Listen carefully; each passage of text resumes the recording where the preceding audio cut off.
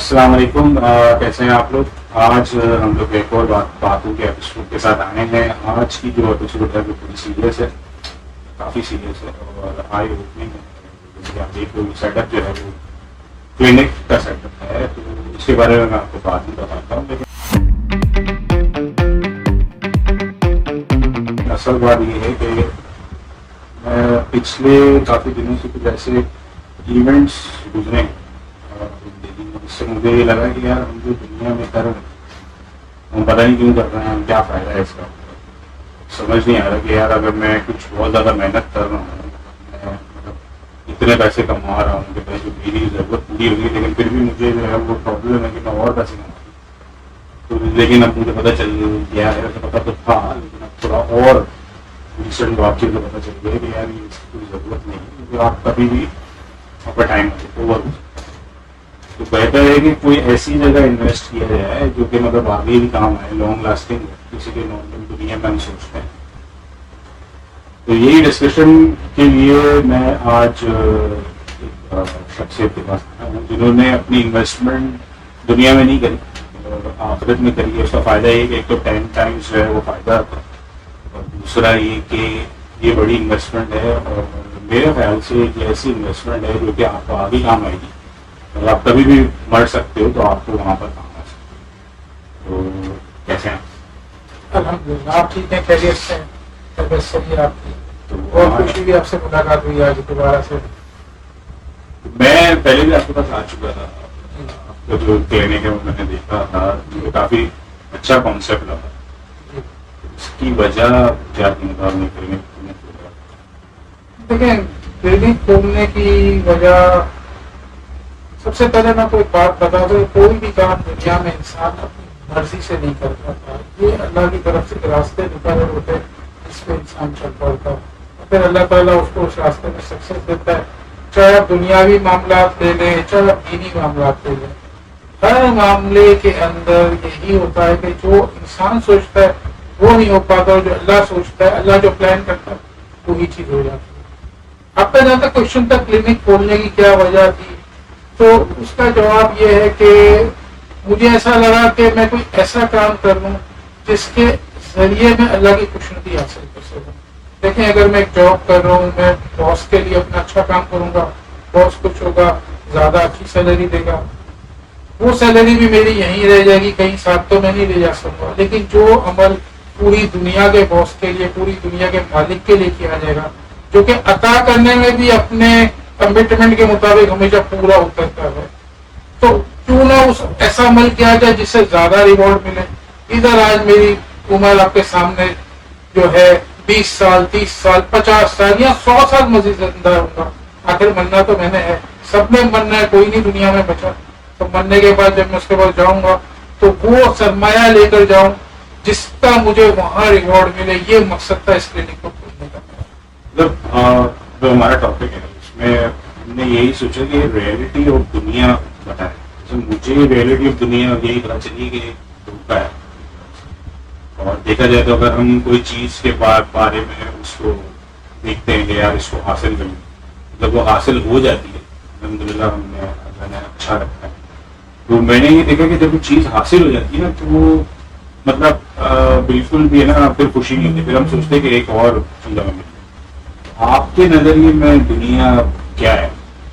دیکھیں، یہ چیز تو بہت اچھا جو ہے آپ ایسے کہہ سکتے ہیں کہ انسان کی جو ہوس ہوتی ہے، نیڈز ہوتی ہے، وہ یہ نہیں ہوتی کہ آپ کو یہ چیز چاہیے، آپ کی نیڈ ان لمیٹڈ ہوتی ہے۔ آپ نے ٹارگیٹ 1 اچیو کیا، آپ ٹارگیٹ 2 کے پیچھے لگتے، پھر ٹارگیٹ 3 کے پیچھے لگتے، اسی طرح آپ کرتے رہتے اور ایک ٹائم آتا ہے آپ کی زندگی پوری ہو جاتی ہے۔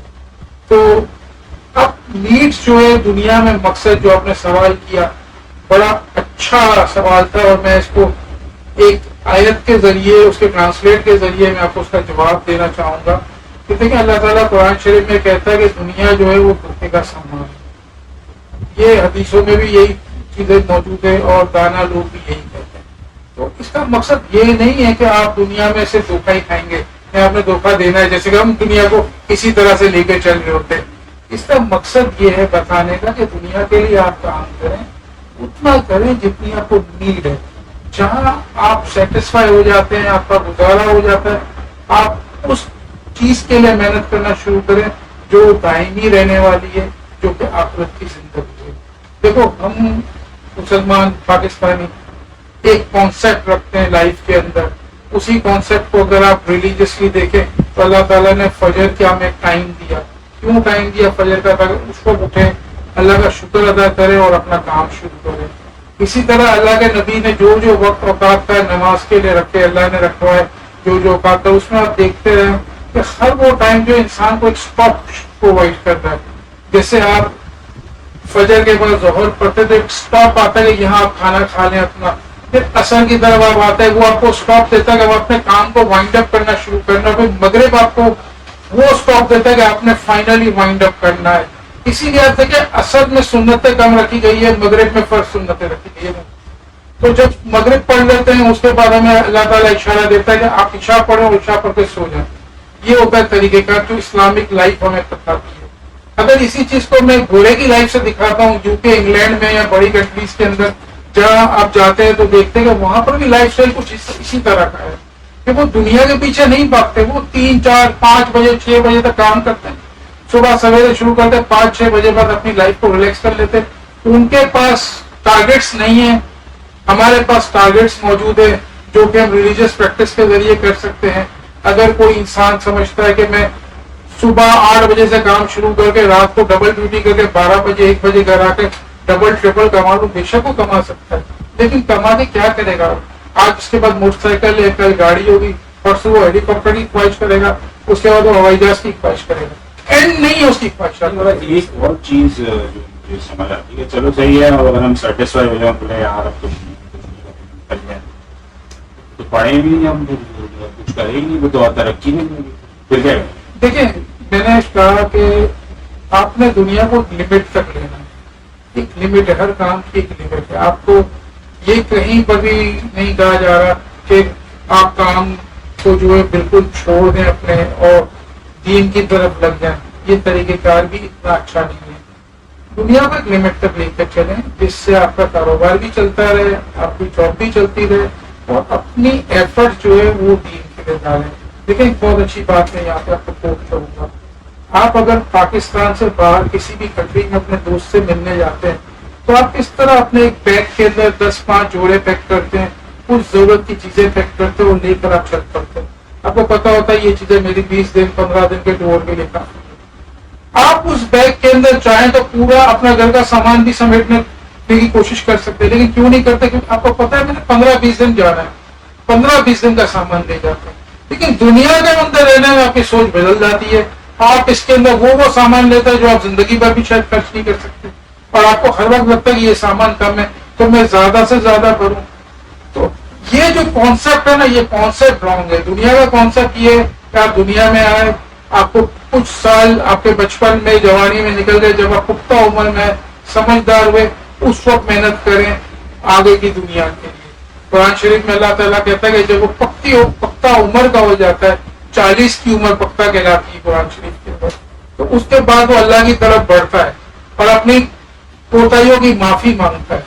تو یہ اڈیر عمری جو ہے نا, اسی لیے اس کو کہا جاتا ہے کہ مڈل ایج ہے, اس کے بعد آپ اس وقت تک اپنی آدھی عمر نکال چکے ہوتے ہیں. تو اس کے بعد آپ کو ایسے کام کرنے چاہیے جس سے آپ کا آئندہ کا فائدہ ہو سکے.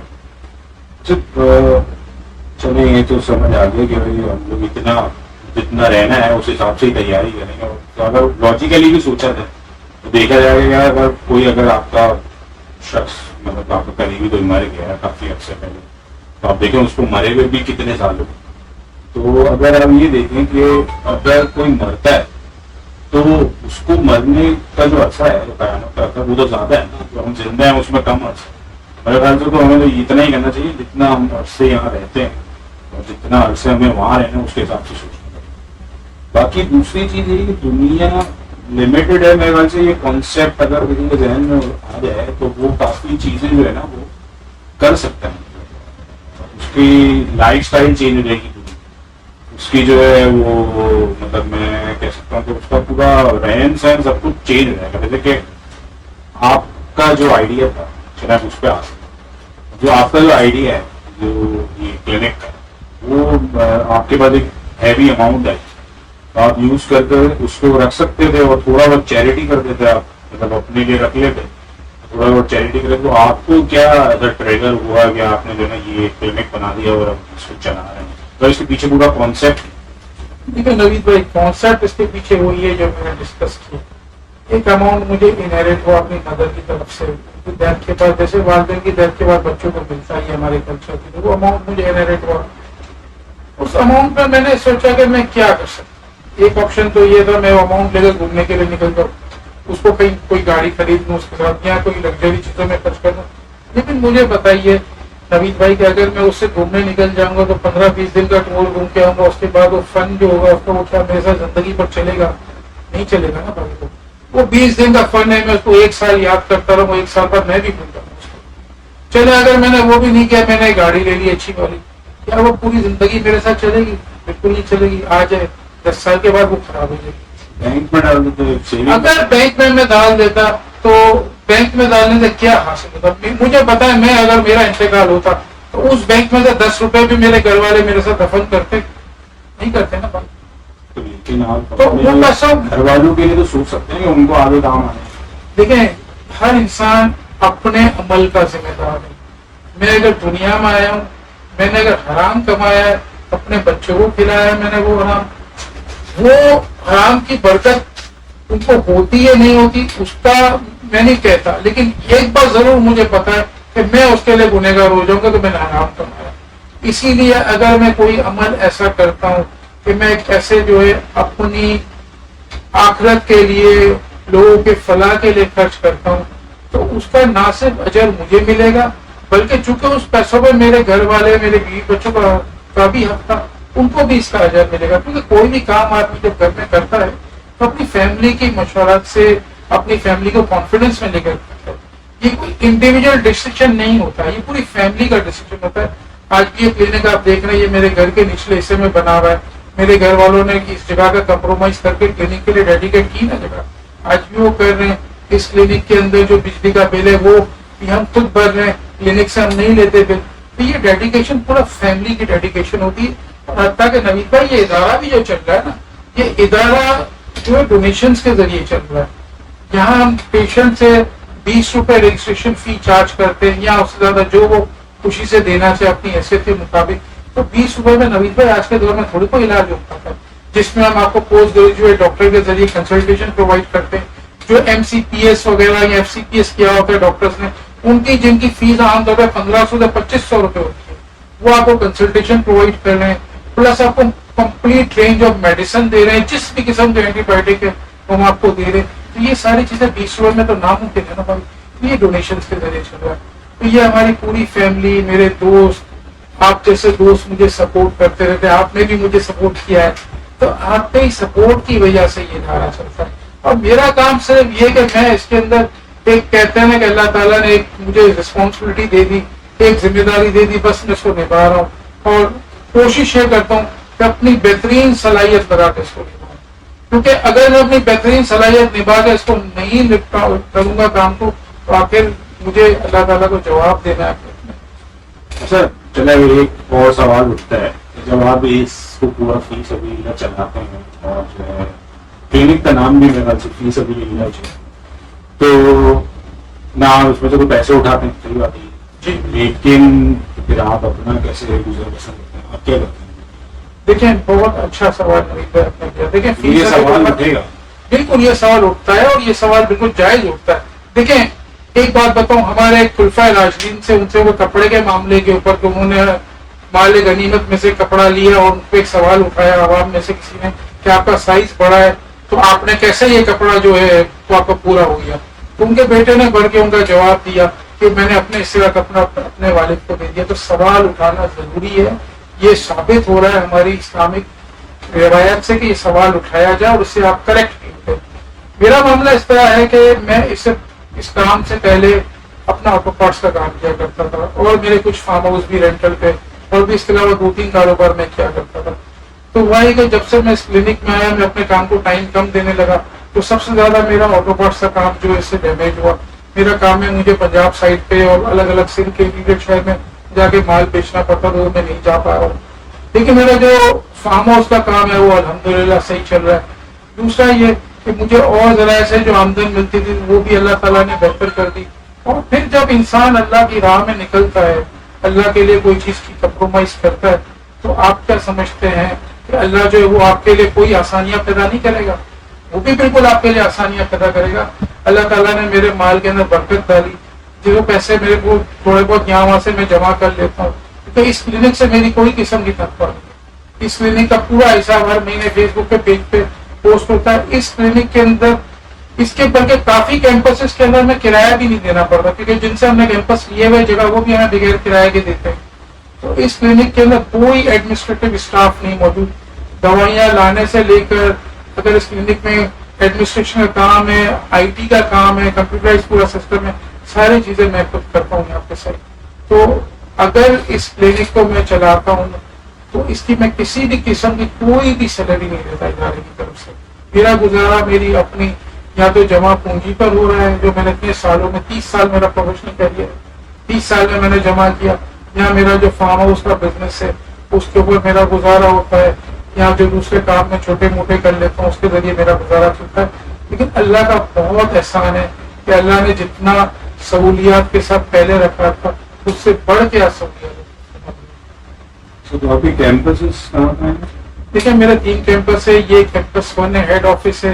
ये इलाका बाथ आइलैंड का इलाका कहलाता है। इसके बिल्कुल साथ रेती लैन, हिजरत कॉलोनी और टेकरी कॉलोनी, ये 3 गरीब आबादियां हैं जो यहाँ से 5 मिनट या 10 मिनट के पैदल वॉक पर है, जहाँ के तकरीबन 5 से 6 लाख गरीब लोग रहते हैं। मतलब कोई भी आ सकता है यहाँ पर? ये तो नहीं कि कोई आता है आप जज करते हो तो तुम गरीब तो हो या नहीं? देखें, हम जज नहीं करते। हमारे पास गरीब लोग भी आते हैं, अमीर लोग भी आते हैं। हमारे यहाँ रजिस्ट्रेशन फी नवीद भाई 20 रुपए है, या इससे जो ज्यादा अपनी मर्जी से देना चाहे। ज़कात फंडेड इदारा है। जो अमीर आदमी आता है उसे भी ये बात हम बता देते हैं, ज़कात फंडेड इदारा है। हमारी पर पेशेंट जो कॉस्ट है वो बहुत लो है, 400 से 500 रुपए पर पेशेंट कॉस्ट है, क्योंकि मैं हर चीज अपने हाथों से बहुत कम प्राइस में बाई करता हूँ, तो हमारी कॉस्ट कम आती है। तो हम उसको बताते हैं अगर आप 400-500 रुपए देते हो तो आपका इलाज खुद ब खुद सेल्फ स्पॉन्सर हो जाता है। अगर आप इससे कम देते हो तो बाकी पैसे जो हम ज़कात फंड से ले लेते हैं। तो इस तरह से ये इदारा जो है हम सिर्फ एक अंडरटेकिंग दिखाते हैं लोगों को जिनको, जिसमें लिखा होता है कि अगर आप ज़कात के मुस्तहिक है, यानी आपके पास निसाब नहीं है, 80,000 रुपए से 85,000 का निसाब बनता है आज के दौर में, अगर निसाब नहीं है तो आप 20 रुपए दे दें या जो आपको देना हो। दूसरी अंडरटेकिंग उसमें यह उसको लिखा होता है कि अगर आप गरीब हैं लेकिन ज़कात के मुस्तहिक नहीं है तो आप जो 100 से 200 रुपए दे दें, हम आपका इलाज लिल्ला फंड से करेंगे। लिल्ला फंड सैयद पर भी इस्तेमाल किया जा सकता है, अमीर आदमी पर भी किया जा सकता है, वो भी हमारे पास मौजूद है। हमारे पास लिल्ला फंड के डोनर भी मौजूद है। फिर तीसरी कैटेगरी होती है वो सेल्फ स्पॉन्सर होती है। जो आदमी साहिब हैसियत है, ज़कात देता है, वो अपना जो फुल पेमेंट करता है, 400-500 रुपए जो वो देना था उससे इलाज कर लेते हैं। बहरहाल वो जो भी पैसे देता है उस पैसों पे इलाज का कोई ताल्लुक नहीं है, क्योंकि वो पैसे जो वो देता है उससे रिसेप्शन पे मौजूद बंदे को मालूम होते हैं। उसके बाद ना डॉक्टर को पता होता है ना मुझे पता होता है उसने क्या पैसे दिए।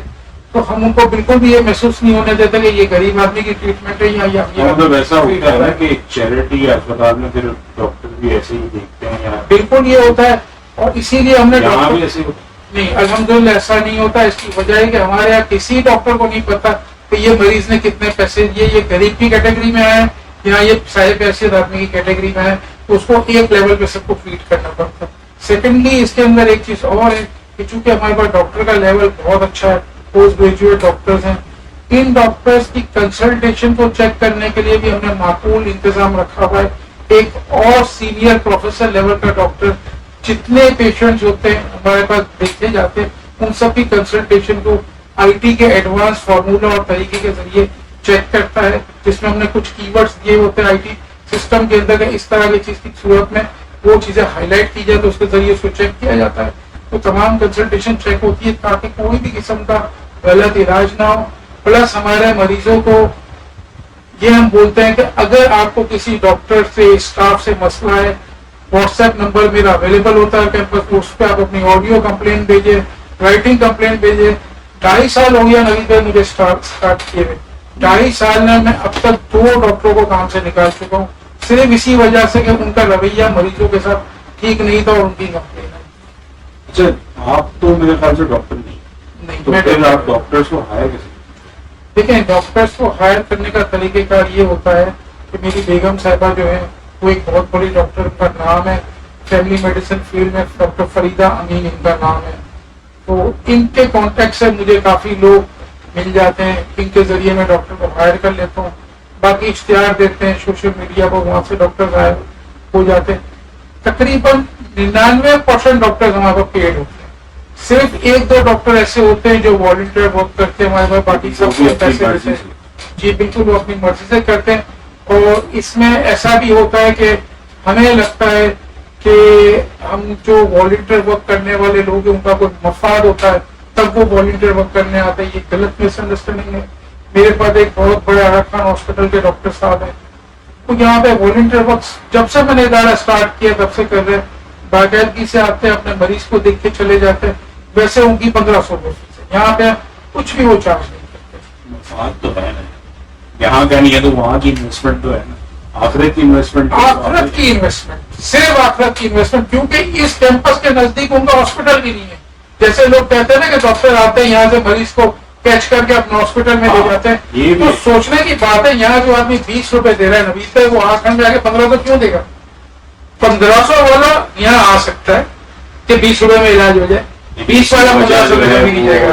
آخرت کی انویسٹمنٹ ہے۔ ان ڈاکٹر صاحب کی محنت کی وجہ صرف یہ ہے کہ آخرت کے لیے دیکھیں، اسی لیے میں نوید بھائی کو اس گفتگو سے پہلے کہہ رہا تھا کہ دیکھیں دنیا کے اندر آپ آئیں، اپنا جیئیں، اپنے پیسے جمع بھی کریں، اپنی فیملی کا لائف سٹینڈرڈ بھی بہتر کریں، لیکن آخرت کو مت بھولیں۔ آپ کا فائنل ڈیسٹینیشن وہ آخرت ہے، اس کے لیے کچھ کریں۔ جو لوگ کر رہے ہیں ان کو سپورٹ کریں، پہلے ویریفائی کریں، ایسے آنکھیں بند کر کے سپورٹ کرنا بھی ٹھیک نہیں ہے، پہلے ویریفائی کریں، دیکھیں وہ ادارہ آپ کو اپنے ڈونیشن کا حساب دے رہا ہے کہ نہیں دے رہا، آپ ان کے ادارے میں آ کے دیکھیں کہ اس ادارے میں واقعی کام ہو رہا ہے یا نہیں ہو رہا، اس کے بعد اگر آپ کے دل میں آئے تو اس ادارے کو آپ سپورٹ کریں، کیونکہ وہ آدمی جو ہے وہ کام کر رہا ہے۔ اگر ہر آدمی ایک ادارہ بنانے نکلے گا تو ادارے زیادہ ہو جائیں گے، فائدہ اٹھانے والے لوگ کم ہو جائیں گے۔ تو آپ جو ادارے بنے ہوئے ہیں ان کو سپورٹ کریں، فائنینشلی سپورٹ کریں، لیکن پہلے اپنے آپ کو مطمئن کریں وزٹ کر کے، کیونکہ ایسے بھی پیسے دے دینا بھی غلط ہے۔ اچھا یہ جو پورا پروسیس ہے مطلب اس کے اندر کیا ہوتا ہے کہ پیشنٹ آیا، ڈاکٹر سے ملا، ڈاکٹر نے کنسلٹیشن دی، اور پھر اس کے بعد اگر کسی کو سرجری کی ضرورت ہے وہ یہاں ہوتی ہے یا کہاں تک جاتا ہے؟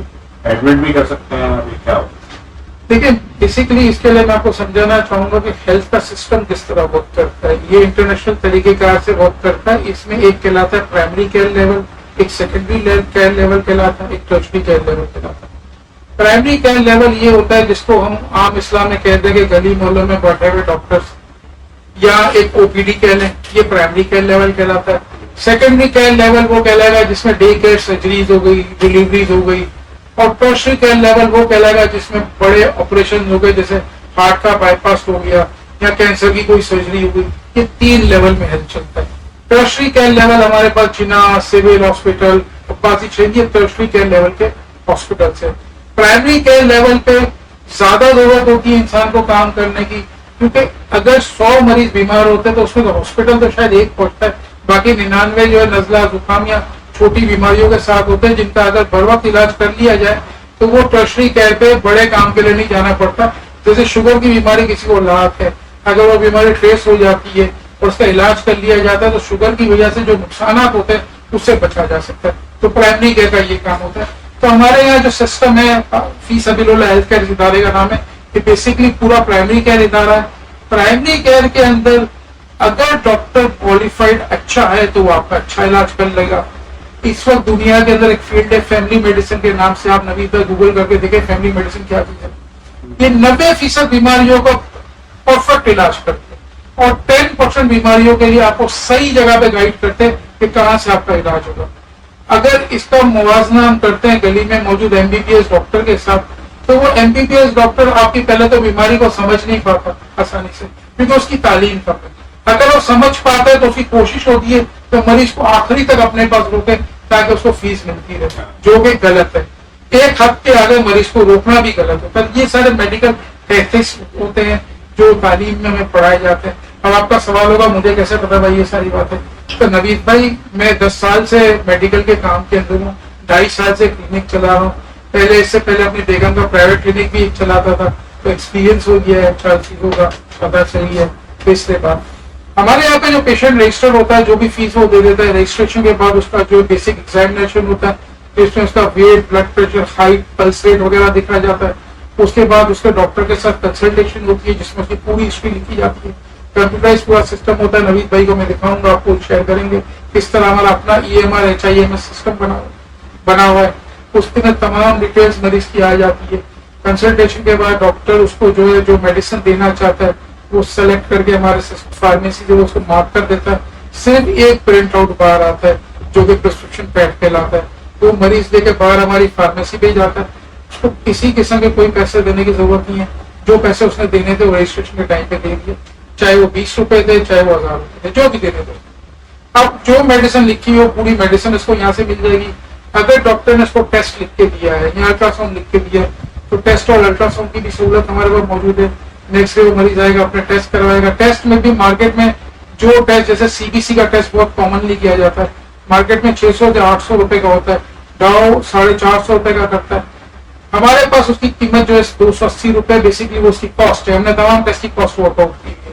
تو ہم مریضوں کے سامنے اپنی کاسٹ بھی رکھ دیتے ہیں, دوسری لیب کی قیمت کا موازنہ بھی رکھ دیتے ہیں تاکہ اسے اندازہ ہو کتنے پیسے ہم کم لیتے ہیں. لیکن اس کے باوجود مریض ہمیں جو ہے پر ٹیسٹ ہمیں اگر کہے کہ میں زکات کا مستحق ہوں تو ہم کہتے ہیں کاسٹ کو آپ بول دیں 20 روپے پر ٹیسٹ دیتے ہیں. تو اس طرح گروپ ہوتا ہے. عام طور پر ڈاکٹر ایک ٹیسٹ نہیں لکھ کے دیتا, 3-4 ٹیسٹ لکھ کے دیتا ہے. ہم اس کو یہ سہولت دیتے ہیں 20 روپے فی ٹیسٹ کے ساتھ 4 ٹیسٹ اگر 80 روپے دیتے ہیں, ہم ٹیسٹ کر لیں گے, آپ کی کاسٹ بھی مینج ہم خود کر لیں گے, اپنی طرف سے زکات کے پیسوں کو ڈال دیں گے. تو اس طرح ٹیسٹ ہو جاتا ہے. اگر ڈاکٹر نے الٹرا ساؤنڈ لکھ کے دیا تو الٹرا ساؤنڈ جہاں کم سے کم اس وقت کراچی میں 1500 سے 2500 کا الٹرا ساؤنڈ ہوتا ہے, تو الٹرا ساؤنڈ کی بھی ہم نے کاسٹ ورک آؤٹ کی ہے. 500 سے 700 روپے مریض دینا چاہتا ہے, ویل اینڈ گڈ. نہیں دینا چاہتا وہ 20 روپے میں بھی الٹرا ساؤنڈ کروا سکتا ہے. حتیٰ کہ جو الٹرا ساؤنڈ کرنے والے ڈاکٹر ہوگی اس کو خود نہیں پتا ہوگا کہ اس نے 20 روپے دیے یا 1500 روپے دیے یا 2500 روپے دیے. چلے وہ تو ڈاکٹر اس کی حالت سے بھی دیکھ سکتا ہے, لیکن اگین آپ نے اس پہ چیک لگایا ہے کہ اگر اس کا بہیویئرل ایشو آیا تو آپ جتنا بڑا بھی ڈاکٹر ہو اس کو ہٹا دیں. بالکل جی. دیکھیں سب سے پہلے انسانیت. اگر میں آپ کو ایک بات بتاؤں, آپ اس بات پہ شاید متفق نہیں ہوں گے, لیکن اگر ایک ڈاکٹر میری بات سنے گا تو اس سے متفق ہوگا. علاج ڈاکٹر کی مریض سے بات کرنے کے اچھے طریقے سے شروع ہوتا ہے. اگر کہ اچھا ڈاکٹر آپ سے اچھی طرح سے بات کرتا ہے, آپ کی آدھی بیماری کا قدرتی طور پہ وہیں علاج ہو جاتا ہے. ایک فیلڈ ہے میڈیکل کے اندر جس کو کاؤنسلنگ کہتے ہیں. کاؤنسلنگ فیلڈ کے اندر کسی قسم کی کوئی دوائی دی ہی نہیں جاتی, نہ لینے کی مریض کو ضرورت ہوتی ہے. اور مزے کی بات یہ کہ جس کو کاؤنسلنگ کروانی ہوتی ہے اس مریض کو بھی پتا ہوتا ہے کہ میرا علاج دوائیاں نہیں ہے, میرا علاج صرف باتیں ہیں جو میں ڈاکٹر سے کروں. تو طریقہ علاج میں بہت ضروری ہے کہ آپ کس طرح مریض سے بات کرتے ہیں. جب آپ ڈاکٹر بنتے ہیں تو ایک ورک شاپ کروائی جاتی ہے, اس کا نام ہے کمیونیکیشن اسکلس. اس میں یہی طریقے کا ڈاکٹر کو سکھایا جاتا ہے کس طرح آپ نے مریض سے بات کرنی ہے. اب اگر جو ڈاکٹر میرے پاس صحیح طرح سے مریض سے بات ہی نہیں کرتا تو وہ علاج کیا کر رہا ہے, وہ آدھا علاج تو وہیں ختم کر رہا ہے. تو ایسا ڈاکٹر میرے لیے بھی بیکار ہے. اور دوسری بات ہے کہ جو مریض آیا ہے آپ اس کی جگہ بیٹھ کے سوچیں وہ کیوں اس ادارے میں آیا. اگر وہ افورڈ کر سکتا ہے تو بڑے ہاسپٹل میں جاتا, تو اس ادارے میں آیا ہے کیونکہ اس کو ضرورت ہے علاج کی اور وہ افورڈ نہیں کر سکتا, تو میں اس کی بے عزتی کرنے کیسے دوں. اگر میں اس کی بے عزتی کرنے دے رہا ہوں تو اس کا مطلب میں بھی شامل ہوں اس کے ساتھ برائی کرنے والوں میں. تو میں بالکل نہیں چاہوں گا کہ اس کے ساتھ کوئی مس بہیو کرے. میں تو یہاں گھومتا رہتا ہوں کلینک کے اندر, اپنے کیمپسز کے اندر, اور میرا کوشش یہ ہوتی ہے کہ میں ان لوگوں کو پکڑوں جو مجھے نہیں جانتے, اور میں ان سے پوچھوں بھائی ڈاکٹر کا رویہ کیسا ہے, صحیح دیکھتا ہے نہیں دیکھتا, اسٹاف بدتمیزی تو نہیں کرتا. اسی طرح سے مجھے پتا چلتا ہے کہ کس طرح میرا اسٹاف کام کرتا ہے. چلے بھائی دیٹس اٹ. تو اب یہ ہے کہ ایک انویسٹمنٹ میں نے آپ کو بتا دی کہ جو کہ دنیا کی ایک انویسٹمنٹ نہیں ہے, وہ ہے آخرت کی انویسٹمنٹ. اور آفٹر لائف میں اگر آپ انویسٹ کریں گے تو آپ کو زیادہ فائدہ ہوگا, اور اللہ کی بھی وعدہ ہے. اور آپ کو کافی چیزیں چینج لگیں گی جب آپ کا یہ کانسیپٹ چینج ہوگا کہ دنیا ختم ہو جائے گی کبھی بھی. پتہ نہیں میں یہ ویڈیو بھی اپلوڈ کر پاتا ہوں کہ اس سے پہلے ہی میرا وقت آ گیا. لیکن اگر ویڈیو اپلوڈ ہو گئی ہے تو اس کا مطلب میں اس وقت تھا. تو یہ ہے کہ ان کی جو ادارے کے کام ہیں اور جو لنکس ہیں وہ میں ڈسکرپشن میں ڈال دوں گا. اور اس کے بعد میں آپ سے ریکویسٹ کرتا ہوں کہ آپ ان چیزوں میں بھی انویسٹمنٹ کا سوچیں, اور اس سے آپ کو دنیا کا بھی فائدہ ہوگا. ایکسپلین نہیں کر سکتا میں کیسا ہوگا, لیکن ہوتا ہے.